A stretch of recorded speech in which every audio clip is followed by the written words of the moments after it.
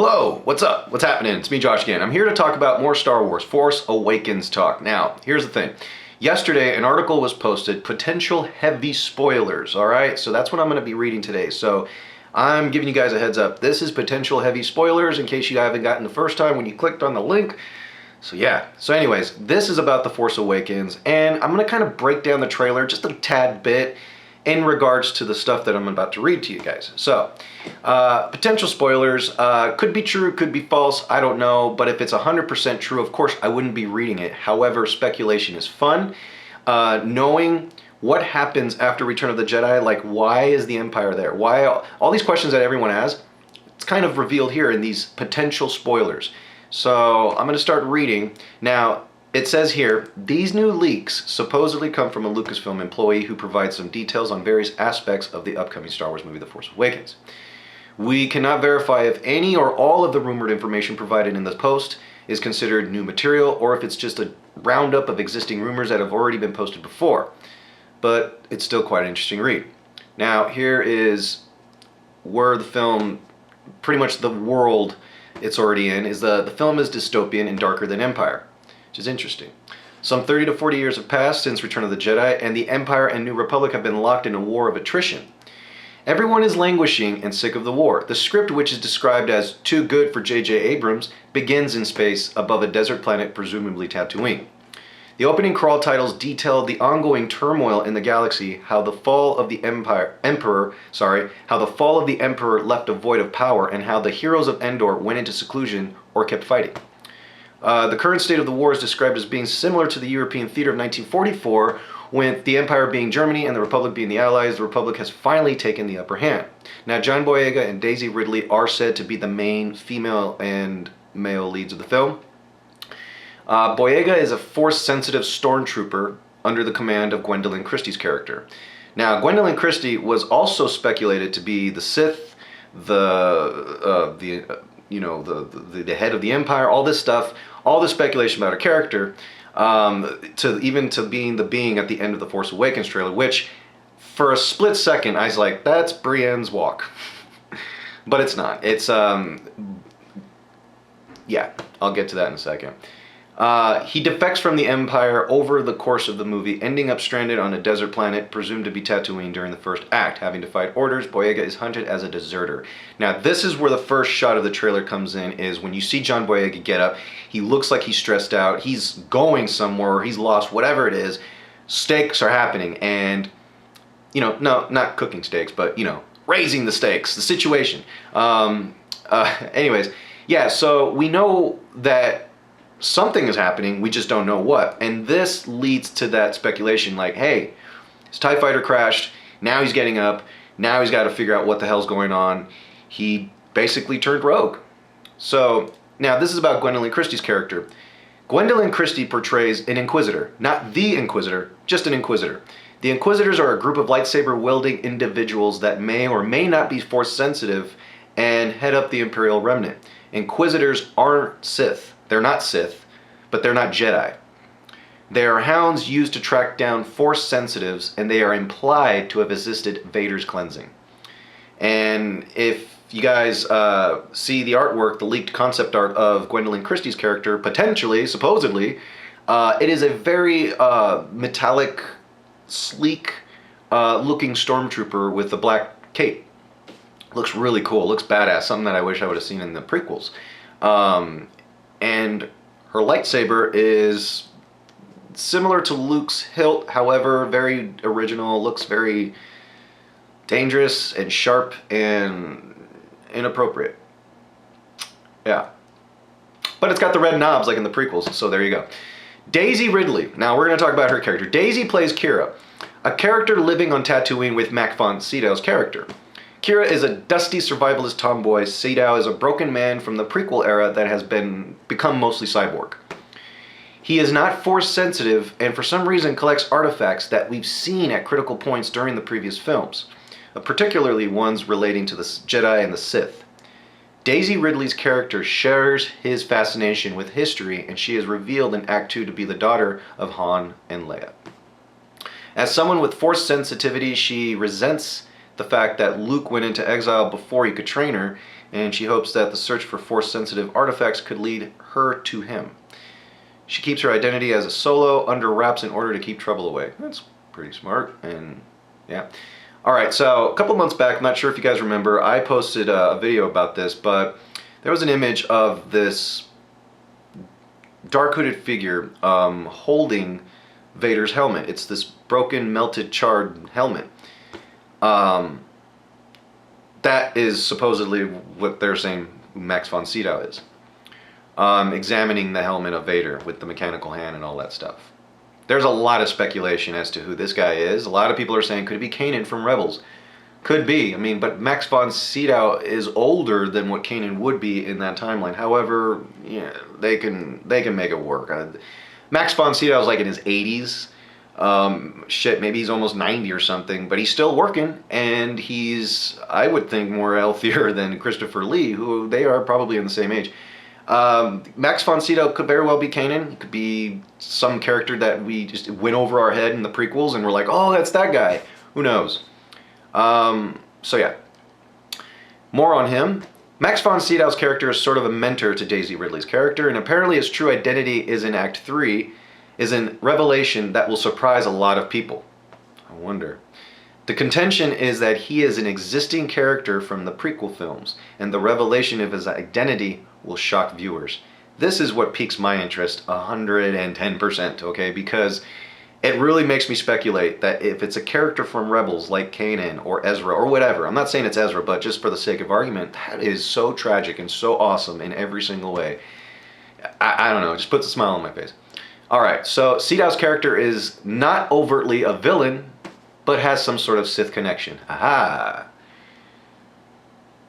I was like, could it be Count Dooku? Could it be Emperor Palpatine? Who knows? And it's not Palpatine, he's dead. Dooku got his head cut off and the ship was destroyed, so everything on that thing was dead.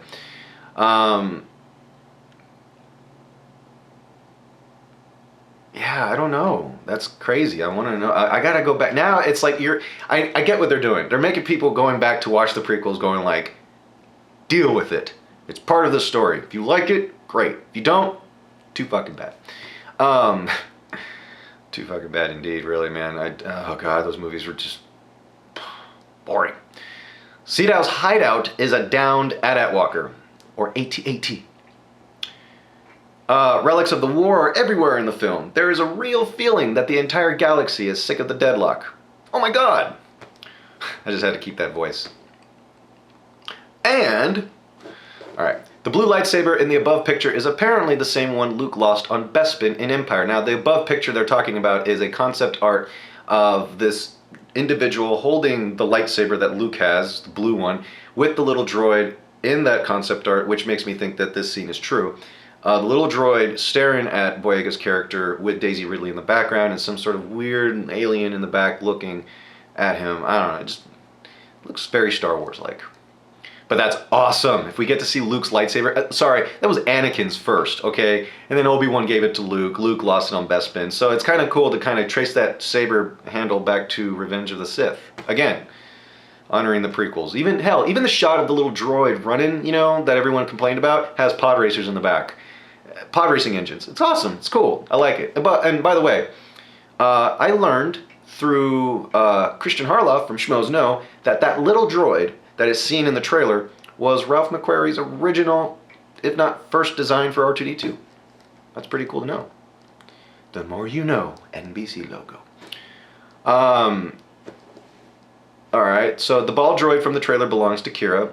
On the desert planet, again, presumably Tatooine, Boyega meets up with Daisy and Sydow. Sydow, however people want to pronounce his name. At the end of the first act, Han Solo and Chewbacca take them all off the planet in the Millennium Falcon, which I think is that shot at the end of the trailer where we see the Millennium Falcon flying over the Dune Sea with TIE fighters chasing them because they're looking for Boyega's character, and Han is like, fuck you. If it's Han driving the Falcon, because there are rumors saying that Oscar Isaac is the one who inherits the Falcon in the film, so who knows. Kira's revelation dumbfounds Boyega and other people. Chewbacca's life debt extends to Han's whole family, and he is now sporting a robotic arm. Now, there was a concept leak, a drawing of sorts of Chewbacca, looking like Chewbacca, and another Chewbacca, which is the Chewbacca, which I think is like two versions of it, and they were like, oh, let's go with this one, who has a robotic arm. Which is pretty cool. It's a little change. Han Solo's character takes a liking to Boyega. Throughout the film, he is in love with Boyega's decision to defy orders and ruin his career in the Imperial military. Han vouches for Boyega, having gone through something similar in his youth. Han Solo used to be in the Imperial Army before he was like, what is this shit? At some point, Han says the familiar, "Hey, it's me," line. And of course, someone in the film says, "I have a bad feeling about this." These are said to be the only self-referential smile while rolling her eyes lines of the film.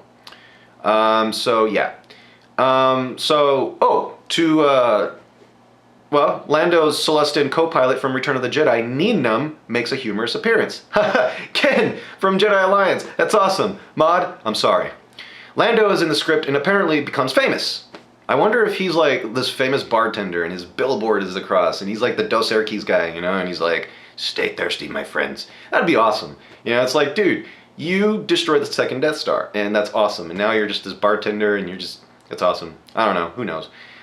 Luke Skywalker has secluded himself from the galaxy, training only a handful of students since his exile. He fears for his future as he comes closer to Yoda's level of power. Ooh. He becomes more and more secluded. There are no Jedi in the open, but rumors persist that Luke has trained a few since the events of Endor. Let's see, okay. Stuff that has been repeated. Boyega and Daisy become Luke's new apprentices. Lupita Nyong'o's character. Now, everyone was speculating, you know, that Lupita Nyong'o might play a Sith Lord, or she might be Asajj Ventress from the Clone Wars. No.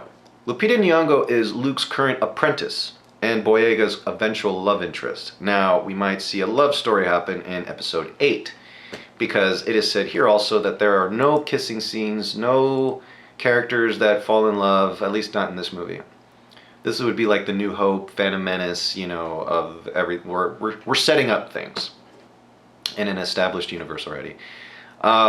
Luke exiled himself because of the ongoing war. With the galaxy in chaos, he had to ensure his safety so that a new generation could be trained. At least that's his contention. The fact that he continues to exclude himself despite his great power indicates ulterior motive. Alright, and now these are little spoiler facts. Could be true. I wouldn't be surprised if they are. Only Han and Leia know where Luke is, a fact we learn aboard a Mon Cal cruiser in the film's second act. Luke has grown to dislike using his lightsaber, but apparently draws it late in the movie and showcases his abilities against an Inquisitor, and Luke's saber is still green. That just gives me chills. Luke speaks to Yoda's Force Ghost in the film. Oh, interesting this is. Luke has revealed in the film, which apparently is stunning. He has a reveal in the film, which apparently is stunning. Leia is the leader of the New Republic. Yeah, we all knew that. R2 and 3PO are with her during the film, and R2 and 3PO are the only comic relief characters in the movie. Carrie Fisher's real-life daughter, Billie Lourd, plays Leia in a flashback sequence.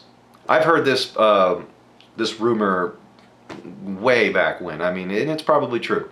Now, this is the one that makes me go, I don't know. This is a little far-fetched. However, knowing J.J. Abrams and his secrecy level and everything, shit, it's a 50-50. Darth Vader appears in this flashback as well, which apparently takes place on Endor. My thing is does Vader make Leia does this little let me speculate here for a second. Does this mean when Leia talks to Luke and says, "I remember my mother. She was real young when I died," you know, and we're like, wait a minute, we saw Revenge of the Sith. You didn't know your mom. Luke, you knew your mom as much as Luke did. Luke doesn't remember jack shit. And she's like, oh, she died when I was very young. She's not talking about her stepmom because Luke said, your real mother? So I'm thinking maybe this has some sort of... Maybe they're trying to explain that. I don't know. It's weird. Again, that's why I'm like, this seems a little far-fetched. Let's see. And the flashbacks take place on Endor. So that's what makes me kind of go, oh, is that going to play in some way? Yavin is in the film, presumably as the Republic's base of operations. Makes sense. Remember those pictures don't know if you saw that, but where it was overhead and you saw those ships and all that stuff. Well, that's supposedly the base of operations. Let's see here. Oscar Isaac. Now, this is about his character. Oscar Isaac's character is an ace pilot with the last name Darklighter, okay, who's been fighting the Imperial forces for years now. He's a bit of a hotshot. He inherits the Millennium Falcon and is implied to be Kira's eventual love interest. That's interesting, okay? Everyone here was like, John Boyega and Daisy Ridley's character, they're going to fall in love? Sorry, I'm scratching my nose a lot because it itches. But doesn't, according to this, no. It's Oscar Isaac. I didn't see that coming, but it makes sense. Let's see here. Adam Driver's character is an ambitious, Force-sensitive pilot who falls to the dark side, which explains because he was seen on set from a very far, far distance, and people are like, that's got to be Adam Driver. Hair, face, nose, ears, all that stuff. That guy was wearing an X-Wing pilot outfit. So I was like, could be, maybe, who knows? Could be disguising himself as a pilot, who knows? This is interesting. Adam Driver is described as having a transformation that only begins in Episode 7. He builds his own lightsaber, the one we see in the trailer, the Excalibur one. It's referred to as a junk lightsaber, which is why it looks different from that which we are familiar with. The decision to give his initial lightsaber a crossguard was apparently made wholly by the art department. The lightsaber battles are written by Kazdan to be minimalistic and powerful. Driver wears a mask because half of his face is cyborg. He goes looking for Andy Serkis's character on the aforementioned Scandinavian-esque forest world as we see in the teaser, that snowy forest planet thing. Andy Serkis is some kind of alien Sith exempt from the rule of two. He is implied to have existed for a long time, to be very powerful, and is the speaker of the teaser. Andy Serkis also confirmed that himself. Serkis is implied to have trained or used Palpatine for some obscure purpose. Adam Driver receives or builds a new lightsaber after meeting Serkis. The Sith are not aligned with the Empire. Serkis's goals differ from Palpatine's. Serkis does not play or replace Darth Plagueis, so you can take that equation out. 99.9% of the expanded universe is disregarded. There's very much a sense of old characters passing on the torch to new characters. John Boyega, Daisy Ridley, Oscar Isaac, Domhnall Gleeson, Lupita Nyong'o, Chewbacca, and the droids, presumably Sydow's character and Kira's ball droid, are now the new Big Six. Adam Driver and Andy Serkis are Sith, and Gwendolyn Christie is an Imperial. Characters we still have no knowledge of are those played by Crystal Clark, Pip Anderson, Christina Chong, Miltos Yerolemu, sorry if I butchered your name, Greg Grunberg, and Warwick Davis, of course, who played Wicket in Return of the Jedi, and Willow from Willow. Peck! The premise of the film is that the Force has become stronger and more potent. There is a great tremor in the Force early in the film. Those familiar with the Force feel as if its fundamental nature has somehow changed, while previously oblivious, Force-sensitive individuals suddenly realize they have a gift. This creates a great dichotomy of where to go, because neither Luke nor the antagonists are ready for this new liberation of awareness. Following the repression of the Empire and the Jedi Purge, the Force is finally manifesting itself in more people who have the capacity to use it. In this context, it appears as if the Force wants to be used. John Boyega, Luke Skywalker, and Daisy Ridley. Boyega is, for all intents and purposes, the new Luke Skywalker. So we're all right, with a touch of Han Solo thrown in, which obviously is cool. Dude, John Boyega is a fucking awesome actor, man. I can't wait to see him in this. He realizes he's Force sensitive when he feels the aforementioned tremor. Boyega is an orphan. Boyega, Daisy, and Driver are all weak in terms of the Force throughout the film. Luke has trained 7 Jedi since Endor, 2 of whom surfaced in the 3rd act. It is unknown whether Lupita Nyong'o's character is included in this distinction. In terms of character nature, Luke is like Yoda's successor. No mentions is made of Luke having a child. Palpatine is referenced a couple times, particularly regarding his role and decisions he made during Luke's temptation and resistance in Return of the Jedi. Luke went into seclusion following an event post-Endor that has caused him to become hesitant when using his powers to his full extent. He's not really hiding, but rather hoping to keep attention off of his activities. Let's see here. There's stuff here that's been repeated. Luke is also to be in contact with Obi-Wan and Qui-Gon in addition to Yoda. I think that's a little far-fetched. Let's see here. Kira's ball droid is not related to R2-D2, and its existence was apparently requisitioned by Disney. Oh, that explains it. Toys. She inherits Luke's original blue lightsaber in the first act of the film. Luke's lightsaber is said to be one of the things that sets the entire film into motion. That is awesome. Alright, so this is going to get... I know this is a spoiler-heavy video, but we're going to get into spoilers and possibly things that you might not want to know, regardless. So, either way, it's in the category of spoilers. Leia has been the Republic leader for some 30 years. Han and Leia are married. Han does not die in the film. With that being said, his death is apparently being planned for Episode 9. I would remind you all, however, that his death was also planned for Episode 6. The Falcon has been retrofitted by Solo, and it is implied that he had a couple adventures these past 30-odd years with and without Leia. So, yeah. That's pretty much all I can really give you. Max von Sydow's character is not Boba Fett, Darth Maul, or Mace Windu.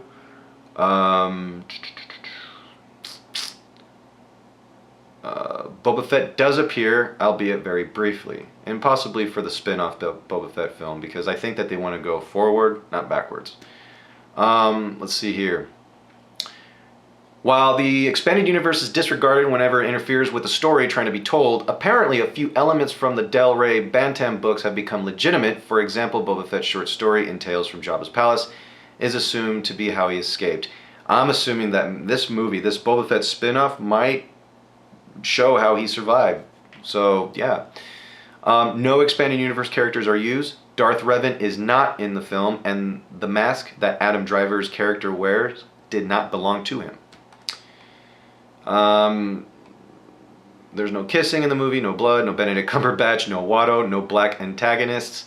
I am your father-esque twists that are trying to be saved, concocted for Episode 9. Rebels will have connections to Episode 7, particularly regarding the Inquisitors. So yeah. Disney has dictated the deep and thorough implementations of the Inquisitors into the Rebels storyline. Whew. There's a lot of stuff here. I will have the link below, but I pretty much... God, look at the running time on this video. You're probably looking at it and going, whoa! So, yeah. I'm just going to leave it at that, guys. You know, so much to speculate. Who's to say if it's true? But there are things there that we're connecting the dots, and we're all like, wow, awesome. So, be careful what you click on. I don't like spoilers. However, I do like to read speculation. And if the speculations turned out to be true, that's fine. I think of great minds think alike. However, if you have seen the movie and you were in the theater watching it, first off, yeah. Second off, don't spoil it. Don't spoil anything. Even if you saw the movie like 2 weeks beforehand, don't go on Facebook and go, guess what, slippage. No, just stay quiet. And just let us enjoy it for the first time ever. Now again, I like to think of, if this is all true, I like to think of like I just read a passage from a novel and I'm just going to see it come to fruition. So yeah, I'm excited. I want to see this movie. Of course, everyone wants to see this movie. I'm going to be at Celebration, so hopefully we'll get a trailer there or something from Episode 7. Yeah, so it's going to be awesome. But guys, I will be back with more movie reviews, trailer reviews, movie talk, Star Wars talk like this, and more. So guys, thank you so much for watching. Until then, I'm out. Peace. Seriously, man, you and me, we're fucking done professionally. Fucking ass.